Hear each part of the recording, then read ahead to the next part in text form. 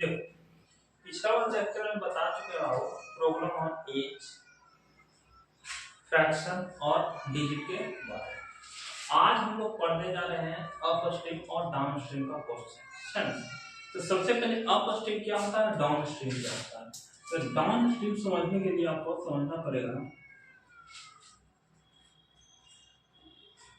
कि जो direction of stream और डायरेक्शन ऑफ बोट दोनों सेम डायरेक्शन में रहता है, उसे बोलते हैं हम लोग डाउन स्ट्रीम। मतलब स्ट्रीम ना मतलब इसे लिखें कि speed of boat and speed of stream are in same direction.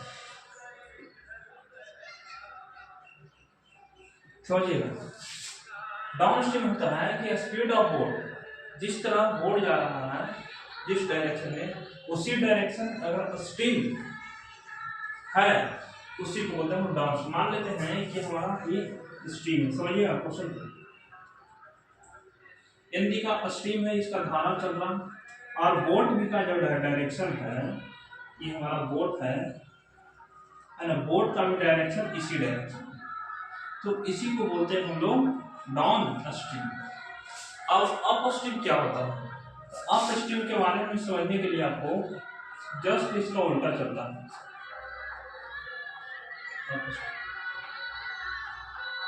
कि speed of boat and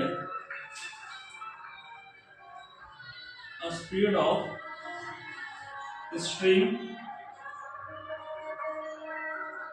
are in opposite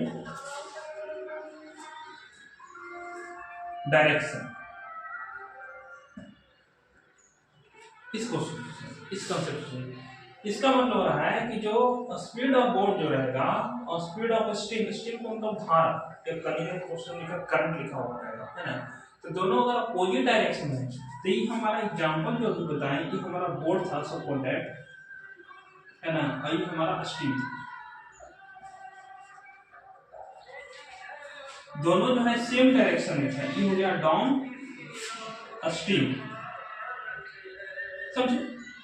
और ये क्वेश्चन है हमारा कि मान लेते हैं क्वालिटी हमारा स्ट्रीम है ना, और इसका ये बोट जो है हमारा, सपोज दैट हम बोट कैसे बनाते हैं, बोट है और करंट का डायरेक्शन जो है, ये बोट इधर की ओर जा रहा है और करंट जो है इस अपोजिट डायरेक्शन में, इसका अपोजिट में है, that's is called down stream. Up stream समझ में, sorry up stream, down stream दोनों सेम डायरेक्शन में, अप स्ट्रीम दोनों अपोजिट डायरेक्शन में, उसी को बोलते हैं अप स्ट्रीम। और डाउन स्ट्रीम दोनों जो है हमारा सेम डायरेक्शन में, करंट और बोट जो है सेम डायरेक्शन में, उसको बोलेंगे डाउन स्ट्रीम। और करंट और बोट दोनों अपोजिट डायरेक्शन में रहेगा, उसको बोलेंगे अप स्ट्रीम। अब देखिए, अब इसी कंसेप्ट को यूज करके हम लोग बनाते हैं इस पर क्वेश्चन जो दिया हुआ उसको, है ना।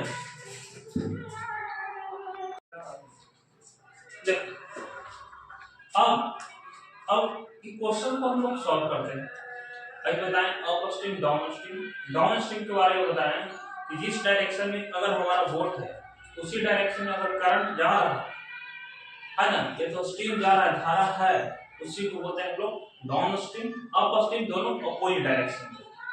अभी क्वेश्चन को सॉल्व कर रहा है कि a man can row down stream in 20 kilometre to hour. बोल रहा है कि एक मैन जो है बोट को रो कर चला रहा है, 20 किलोमीटर जाता है 2 घंटा में, और वो डाउन स्ट्रीम मतलब दोनों सेम डायरेक्शन हो, इस तरह वो बोट को रो करवा रहा होगा, उसी डायरेक्शन में धारा भी हो। एंड अप स्ट्रीम जो है 4 किलोमीटर जाता है 2 घंटा में। अब अप स्ट्रीम का भी पता है पॉइंट में हाउ बहती है, that is called up stream. तो पूछ रहा है कि स्टिल वाटर में speed of rowing in still water, मतलब हमको स्टील का पूछ रहा है स्पीड, और स्पीड ऑफ बोट पूछ रहा है, दोनों का क्या पूछ रहा है, स्पीड पूछ रहा है। तो मान लेते हैं कि let the speed of boat be, है ना, x kilometre per hour, x kilometre per hour, ठीक है। और जो हमारा करंट है एंड स्टीम भी बोल सकते current, and speed of current be y kilometre per hour, समझे। अब क्वेश्चन है कुछ कह रहा है कि एक बोट जो है, अब बताएं स्पीड ऑफ, अगर हम बात किया जाए डाउन स्ट्रीम का, तो डाउन स्ट्रीम क्या होगा, तो बोट का स्पीड में से और करंट का स्पीड दोनों ऐड कर देंगे, क्योंकि क्या बताया अभी डाउन स्ट्रीम यही बताया है कि दोनों जो है सेम डायरेक्शन है। अगर हम बताते हैं कि speed of boat, speed of down stream क्या है स्पीड को, डाउन स्ट्रीम, तो दोनों का जोड़ दें, स्पीड ऑफ बोट कितना था x, और स्पीड ऑफ करंट कितना था y, दोनों का ऐड करके दोनों क्या होता है सेम डायरेक्शन में होता है, ये होगा किलोमीटर पर आवर। अब बताइए, पहले ही पढ़ चुके हैं कि स्पीड बराबर फार्मूला होता है वो डिस्टेंस अपॉन टाइम। तो डिस्टेंस दिया कितना है डाउन स्ट्रीम 20 अपॉन टाइम कितना है 2 आवर्स, ये बराबर है किसके x प्लस y के, इकड़ जाएगा तो 10 इक्वल टू हो गया x प्लस y, इसको इधर लिखो तो x plus y equal to हो गया 10, इक्वेशन नंबर फर्स्ट। अब कह रहा है कि वो बोट जो है डाउन स्ट्रीम जाता है 4 किलोमीटर 2 आवर में। अगर हम बताएं कि स्पीड ऑफ डाउन स्ट्रीम की क्या स्पीड हो, तो स्पीड ऑफ अप स्ट्रीम क्या बताएंगे कि दोनों अपोजिट डायरेक्शन में, तो जो स्पीड ऑफ बोट रहेगा उससे माइनस करें speed of current, speed of boat कितना x और स्पीड ऑफ करंट कितना हुआ, अब फार्मूला लगाएं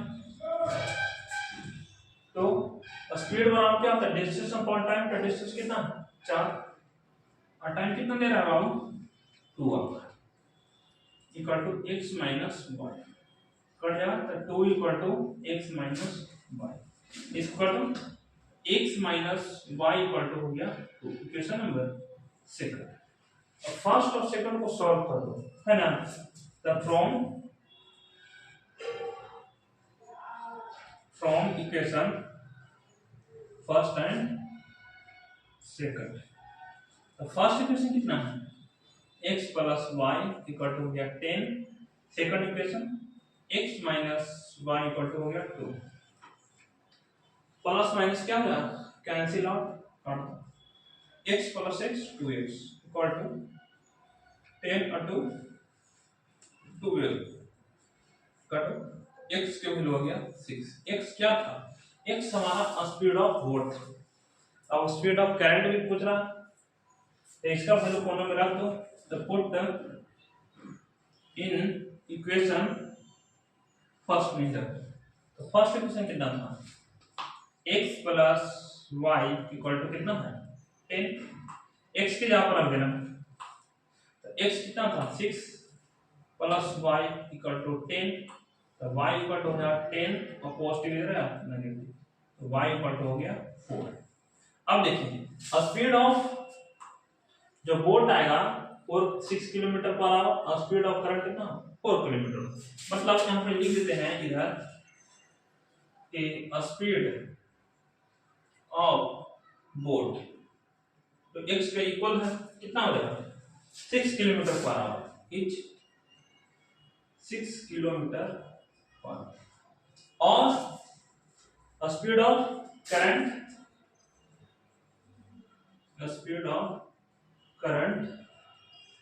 इज 4 किलोमीटर पर आवर।